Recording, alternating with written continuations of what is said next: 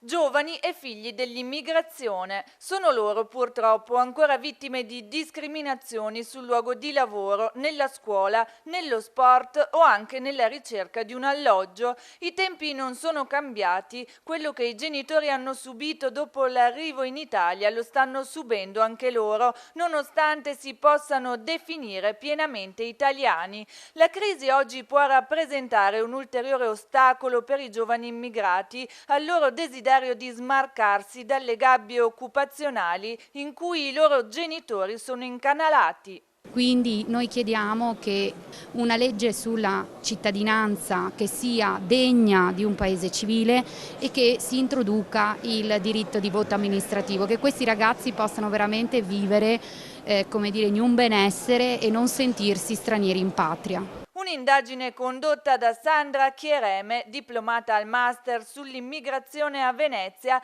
in collaborazione con CGIL di Padova, ha raccolto le storie dei giovani immigrati. Di fronte a forme di discriminazione da parte della popolazione autoctona, i figli di immigrati dimostrano di voler contrastare tali atteggiamenti. Il razzismo e la discriminazione nei confronti dei figli degli immigrati abbia un carattere multidimensionale che li coinvolge in tutti gli aspetti della loro vita, quindi al lavoro, nelle relazioni con la popolazione locale, nella scuola, per quanto riguarda la sanità, per quanto riguarda soprattutto i diritti.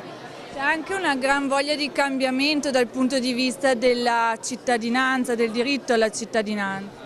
Certo, perché i figli degli immigrati non sono più disposti già da tempo ad accettare come ineludibile anche per loro il destino dei loro genitori. C'è questa voglia di essere riconosciuti come italiani, non solo a livello formale ma anche a livello pratico, di essere considerati italiani in quanto nati e cresciuti in questo territorio, in questo caso a Padova e provincia.